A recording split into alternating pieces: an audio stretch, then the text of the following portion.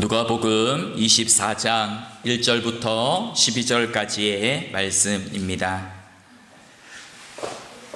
안식 후 첫날 새벽에 이 여자들이 그 준비한 향품을 가지고 무덤에 가서 돌이 무덤에서 굴려 옮겨진 것을 보고 들어가니 주 예수의 시체가 보이지 아니하더라.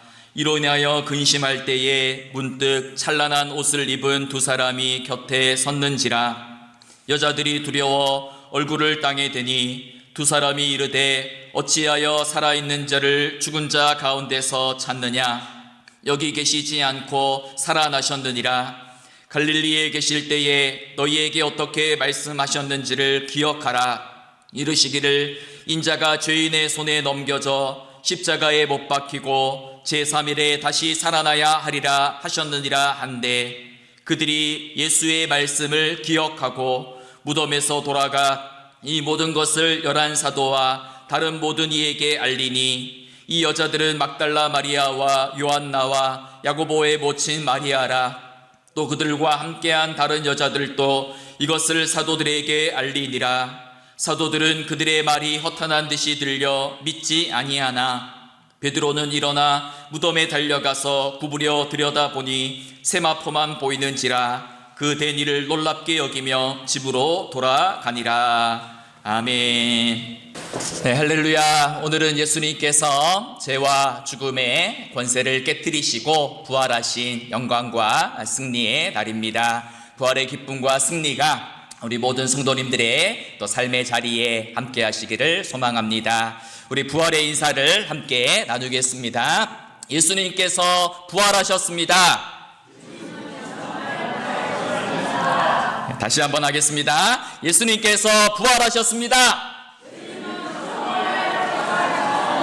아멘. 네, 주님은 정말 부활하셨습니다. 예수님의 부활은 우리 기독교 신앙의 핵심이고 전부입니다. 기독교를 기독교 되게 하고 우리 믿음과 신앙과 교회가 서 있는 기초도 바로 예수님의 부활입니다. 만약 부활이 없다면 사도 바울의 말처럼 우리의 믿음도 헛것이고 우리의 교회도 헛것이고 우리가 전하는 것도 헛것이며 세상에서 가장 미련하고 불쌍한 사람들이 우리들일 것입니다. 하지만 예수님께서는 성경의 약속대로 사흘 만에 부활하셔서 우리에게 영원한 생명과 또 승리를 주셨습니다. 따라서 이 예수님의 부활은 우리가 1년에 한 번만 기억하고 찬양하는 것이 아니라 우리가 날마다 기억하고 예수님의 부활을 말하고 이야기하고 노래하고 찬양하고 전파해야 될 우리 신앙의 모든 것 전부입니다. 사랑하는 여러분, 여러분은 정말 예수님의 부활을 믿으십니까? 독일의 철학자 니체라는 사람이 당대의 그리스도인들을 향하여 이런 쓴소리를 했습니다. 그들이 구원받았다는 것을 내가 믿게 하려면 지금보다 훨씬 더 구원받은 사람처럼 행동하고 기뻐해야 할 것이다 라고 말했습니다. 여러분, 이 지적은 오늘 우리들을 향한 말이기도 합니다. 부활을 믿는다고 말하면서 정작 우리 얼굴에는 세상의 모든 걱정과 근심과 염려가 가득 차 있지는 않습니까? 부활을 노래하면서도 여전히 우리는 낙심하고 불안해하며 또 분노하며 화내며 성내며 살아가고 있지는 않습니까? 부활을 나는 믿습니다 라고 힘차게 고백하면서도 여전히 절망의 무덤 곁을 서성이고 있지는 않습니까? 오늘 본문은 부활의 새벽, 슬픔에 잠긴 여인들의 발걸음으로부터 시작되고 있습니다. 오늘 본문 1절을 보니 안식 후 첫날 새벽에 이 여자들이 준비한 향품을 가지고 무덤에 갔다라고 이야기합니다. 왜 향품을 준비해서 무덤에 갔습니까? 향품은 무엇에 쓴 도구죠? 시신의 부패를 방지하고 부패한 시신의 냄새를 제거하기 위하여 향품을 사용합니다. 즉, 이 안식 후 첫날 이 부활의 새벽에 여인들이 예수님의 무덤을 찾아갔던 것은 예수님의 부활을 기대하거나 또 부활을 소망하며 찾아갔던 것이 아니고 단지 예수님의 죽음을 슬퍼하며 주님의 시신에 향품을 바르기 위하여 그곳을 찾아갔던 것입니다.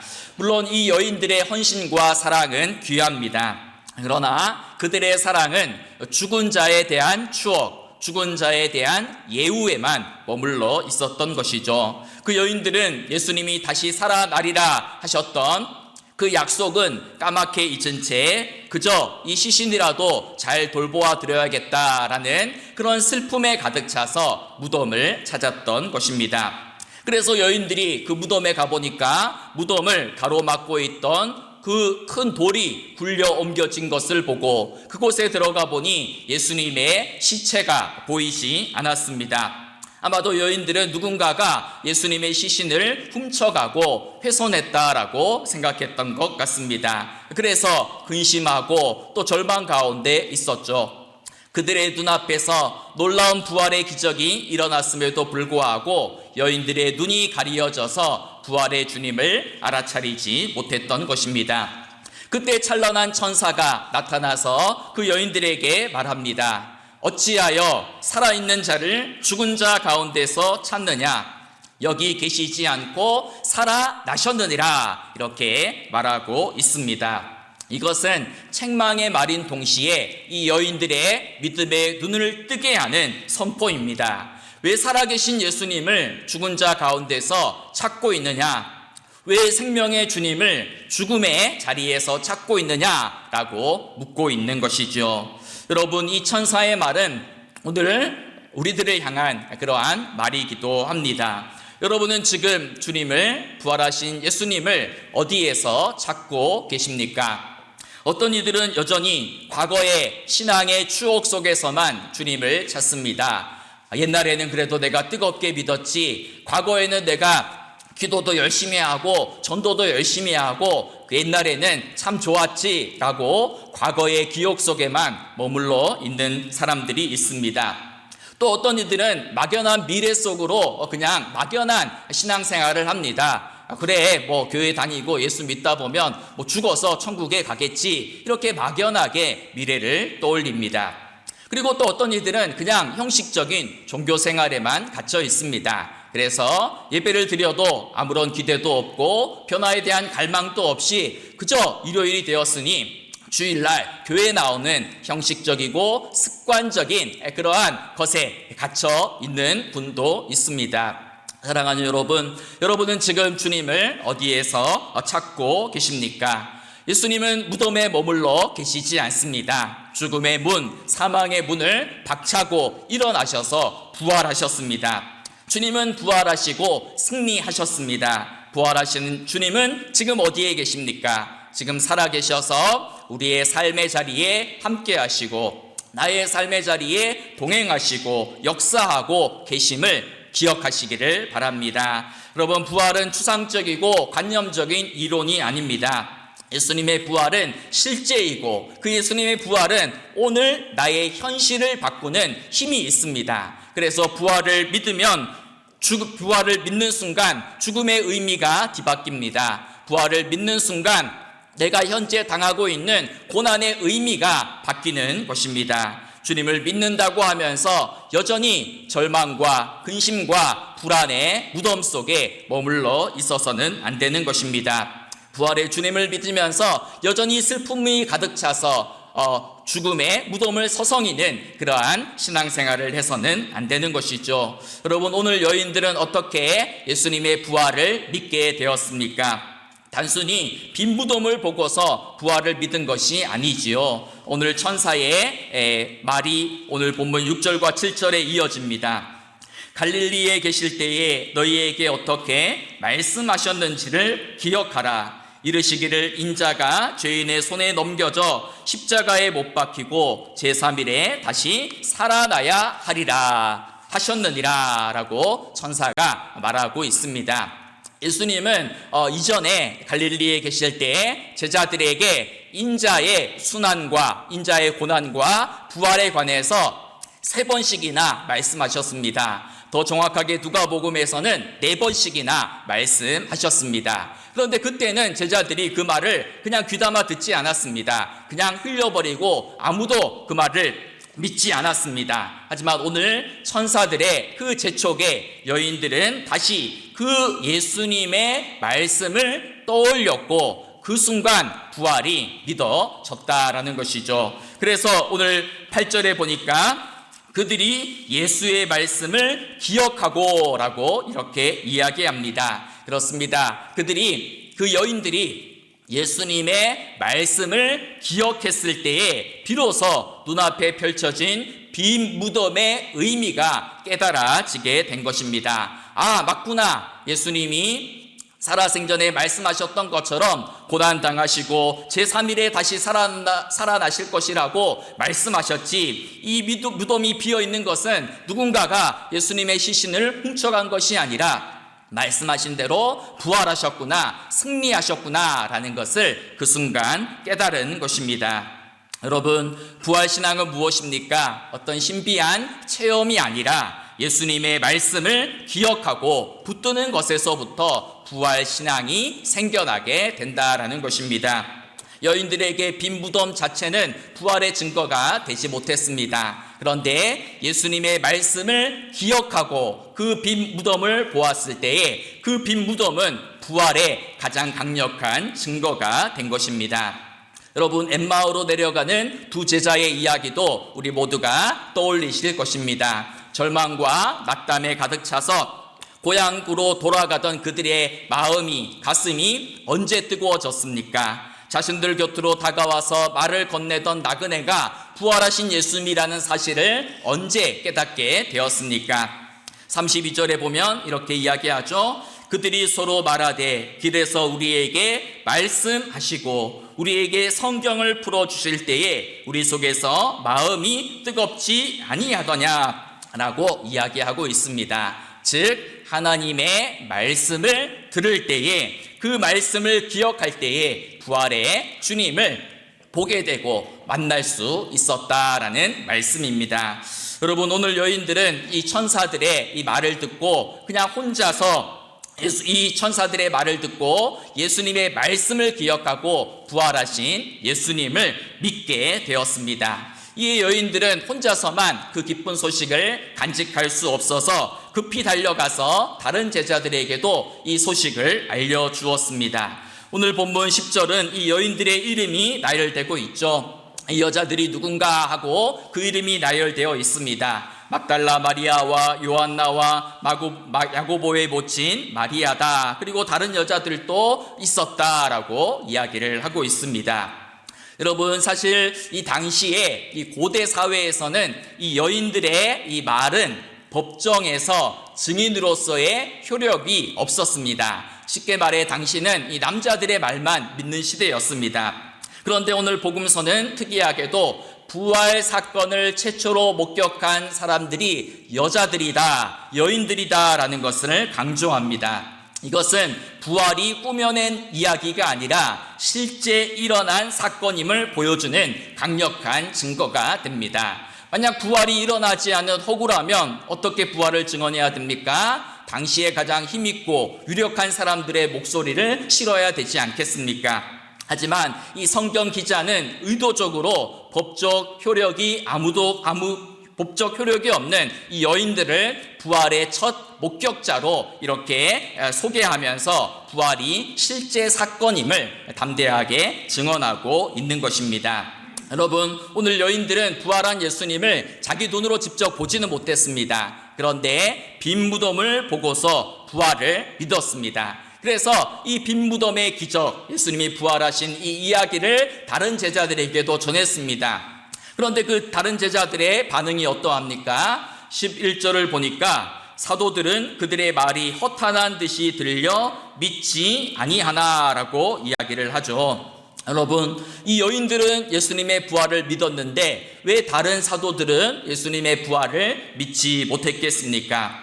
바로 다른 사도들은 예수님의 말씀보다도 죽은 자가 어떻게 살아날 수 있겠는가라는 그러한 인간의 상식을 더 믿었기 때문입니다. 즉 하나님의 약속을 붙잡기보다는, 하나님의 말씀을 붙잡기보다는 눈앞에 보이는 이 현실을 더 크게 여겼고 생각했기 때문에 부활을 믿지 못했던 것입니다. 여러분, 내가 믿고 싶은 방식대로 믿으면 빈 무덤을 보아도, 하나님의 말씀을 들어도 부활의 영광은 결코 보이지 않는 것입니다. 여러분, 예수님은 무덤에 계시지 않습니다. 여기 무덤에 머물러 계시지 않고 다시 살아나셨습니다. 그럼에도 많은 사람들은 여전히 예수님이 무덤 속에 지금도 계신 것처럼 절망하고 근심하며 낙담하고 살아갈 때가 많이 있는 것이죠. 예수님은 오늘 우리에게도 말씀하고 계십니다. 왜 살아있는 자를 죽은 자 가운데서 찾고 있느냐? 주님은 여기 계시지 않고 부활하셨느니라 라고 말씀하고 계십니다. 여러분, 부활하신 예수님은 지금 어디에 계실까요? 저 높은 하늘에 계실까요? 그렇지 않습니다. 부활하신 예수님은 바로 우리들의 삶의 자리, 우리의 일상 속으로 걸어 들어오셔서 우리와 함께하고 계십니다. 우리는 그 부활의 생명을 눈으로 목격하고 그 부활의 생명을 일상 속에서 현재 진행형으로 살아내야 하는 것입니다. 여러분, 부활은 2000년 전 과거의 사건이 아니죠. 부활은 나도 죽으면 그냥 부활하겠지, 막연한 미래의 사건이 아닙니다. 예수님의 부활은 현재 진행형으로 오늘 나의 삶의 현실과 나의 삶의 고난과 나의 삶의 의미를 재해석하게 하는 능력이 되는 것입니다. 부활신앙은 지금 여기에서, 지금 현재적인 차원에서 예수님의 부활의 생명을 누리며 살아내는 것을 가리키는 것입니다. 그렇기 때문에 부활절은 1년에 한 번 지키는 절기가 아니죠. 매 주일이 부활절이 되어야 되는 것이고, 우리의 매일이 부활의 날, 승리의 날이 되어야 되는 것입니다. 부활하셔서 지금도 나와 함께 하시고, 부활하셔서 지금도 나의 앞날과 나의 삶을 책임지시고 나의 앞날을 인도하실 그 부활의 주님과 더불어서 한 걸음 한 걸음 믿음으로 살아가야 되는 것입니다. 부활하신 예수님은 제자들에게 나타나서 사명을 주십니다. 48절에 보니 너희는 이 모든 일의 증인이다 라고 이렇게 이야기를 하죠. 여러분, 이 여인들은 예수님의 부활을 믿었는데 왜 다른 사도들은 예수님의 부활을 믿지 못했겠습니까? 바로 다른 사도들은 예수님의 말씀보다도 죽은 자가 어떻게 살아날 수 있겠는가라는 그러한 인간의 상식을 더 믿었기 때문입니다. 즉 하나님의 약속을 붙잡기보다는, 하나님의 말씀을 붙잡기보다는 눈앞에 보이는 이 현실을 더 크게 여겼고 생각했기 때문에 부활을 믿지 못했던 것입니다. 여러분, 내가 믿고 싶은 방식대로 믿으면 빈 무덤을 보아도, 하나님의 말씀을 들어도 부활의 영광은 결코 보이지 않는 것입니다.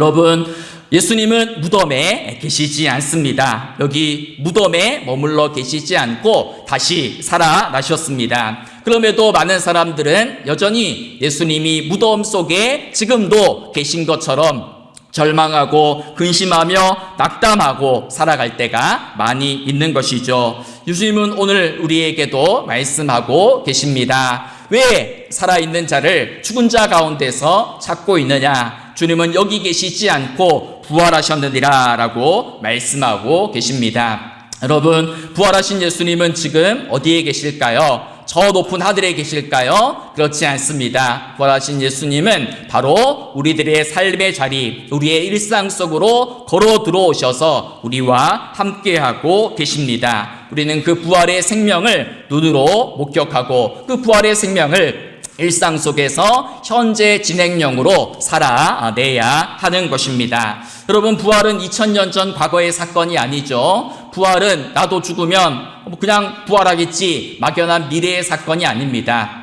예수님의 부활은 현재 진행형으로 오늘 나의 삶의 현실과 나의 삶의 고난과 나의 삶의 의미를 재해석하게 하는 능력이 되는 것입니다. 부활신앙은 지금 여기에서, 지금 현재적인 차원에서 예수님의 부활의 생명을 누리며 살아내는 것을 가리키는 것입니다. 그렇기 때문에 부활절은 1년에 한 번 지키는 절기가 아니죠. 매 주일이 부활절이 되어야 되는 것이고 우리의 매일이 부활의 날, 승리의 날이 되어야 되는 것입니다. 부활하셔서 지금도 나와 함께 하시고 부활하셔서 지금도 나의 앞날과 나의 삶을 책임지시고 나의 앞날을 인도하실 그 부활의 주님과 더불어서 한 걸음 한 걸음 믿음으로 살아가야 되는 것입니다. 부활하신 예수님은 제자들에게 나타나서 사명을 주십니다. 48절에 보니 너희는 이 모든 일의 증인이다 라고 이렇게 이야기하죠. 세상 사람들은 허탄한 듯 부활을 믿지 않는다 할지라도 너희들은 부활한 예수님을 직접 눈으로 보았으니 부활의 증인이 되어야 한다라는 이야기입니다. 여러분, 우리가 부활을 이야기할 때 믿지 않는 사람들은 부활을 믿지 않죠. 이 부활이 말이 되는 이야기냐? 이 과학의 시대에, 이 현대 과학의 시대에 어떻게 부활은 그냥 신화이고 부활은 그냥 동화 속의 이야기이지 어떻게 부활을 믿을 수 있느냐라고 조롱하며 비웃을 런지도 모르겠습니다. 그리고 예수님 부활하셨다면 부활의 증거를 한번 보여봐라 라고 말할런지도 모르겠습니다. 여러분은 누군가가 여러분에게 찾아와 예수님 부활의 증거를 보여달라라고 말하면 무엇을 보여주시겠습니까? 빈 무덤을 보여주시겠습니까? 예수님의 시신을 감쌌던 고운 세마포 옷을 보여주시겠습니까? 그것을 보고 믿을 사람은 사실 아무도 없습니다. 여러분, 우리가 세상에 보여줄 수 있는 가장 강력한 부활의 증거는 바로 부활한 예수님을 만남으로 인해서 변화된 나의 삶입니다. 부활에 대한 가장 강력한 변증은 부활을 목격한 사람들의 삶의 변화에 있다라는 것입니다. 여러분, 예수님이 십자가를 지실 때 모두 다 무서워서 도망치던 제자들이 어떻게 변했습니까? 예수님의 부활을 직접 눈으로 본 다음에는 죽음도 고난도 두려워하지 않고 담대히 복음을 전하는 그러한 증인으로 변화되었던 것을 우리가 기억하고 있습니다. 우리들도 부활한 예수님을 믿는다면, 부활한 예수님을 만났다면, 부활한 예수님을 보았다면 이 제자들처럼 180도 삶이 바뀌는 그러한 놀라운 변화가 있어야 되는 것입니다. 여러분, 종교개혁자 마르틴 루터가 이 깊은 절망 속에 또 우울증에 걸렸을 때의 일입니다. 하루는 그의 아내 카트리나가 사람이 죽었을 때 입는 상복을 입고 집에서 엉엉 펑펑 방 안에 앉아 울고 있었습니다. 루터가 깜짝 놀라서 누가 죽었느냐라고 물어보았습니다. 그러니 그 여인은 하나님이 돌아가셨습니다 라고 답했습니다. 그러니까 루터가 화를 내면서 아니, 하나님이 어떻게 돌아가십니까? 하나님이 어떻게 죽을 수 있습니까? 라고 물었습니다. 화를 내며 물었습니다. 그때 이 카트리나가 이 루터를 보며 정색하며 이렇게 되물었지요. 하나님이 정말 살아계신다면 왜 당신은 그렇게 죽은 사람처럼 지금 앉아 있습니까? 라고 물었다, 이야기했다라는 이야기입니다. 그제서야 이 루터는 깜짝 놀라서 벌떡 자리에서 일어나서 주님은 살아계시다, 주님은 살아계시다, 그것을 크게 외치고 다시 열심을 내어서 종교개혁을 이루는 그러한 사역을 감당했다라는 일화입니다. 그렇습니다. 여러분, 우리는 예수님의 부활을 항상 기억하며 살아가야 되는 것입니다. 바울은 부활을 살아가는 사람의 삶의 모습을 이렇게 표현하죠. 고린도후서 6장 10절에 보니까 근심하는 자 같으나 항상 기뻐하고 가난한 자 같으나 많은 사람을 부요하게 하고 아무것도 없는 자 같으나 모든 것을 가진 자로다 라고 이야기합니다. 그렇습니다. 부활을 믿는 사람은 사방으로 우겨쌈을 당하여도 쌓이지 않습니다. 답답한 일을 당하여도 낙심하지 않습니다. 근심하는 자 같으나 항상 기뻐하고 가난한 자 같으나 많은 사람을 부요하고 아무것도 가진 것이 없으나 모든 세상을 가진 자로 살아가는 자들이 바로 부활을 아는 자들, 부활을 믿는 자들의 삶인 것입니다. 여러분, 부활을 믿는다라는 것이 무슨 의미이겠습니까? 부활을 살아낸다라는 말이 무슨 뜻이겠습니까? 남들이 다 절망하고 남들이 다 포기할 때에 다시 일어서는 것입니다. 남들이 다 서로 미워하고 서로를 또 죽이고 할 때에 우리 부활을 믿는 자들은 사랑과 용서를 선택하는 것입니다. 세상 사람들이 다 자기 자신만을 위해 살아갈 때에 부활을 믿는 자들은 타인을 위하여 자신의 삶을 희생하며 살아가는 것입니다. 세상 사람들이 말도 안 되는 이야기라고 조롱할 때에더라도 부활을 믿는 사람들은 믿음과 소망과 사랑 안에서 살아가는 것입니다.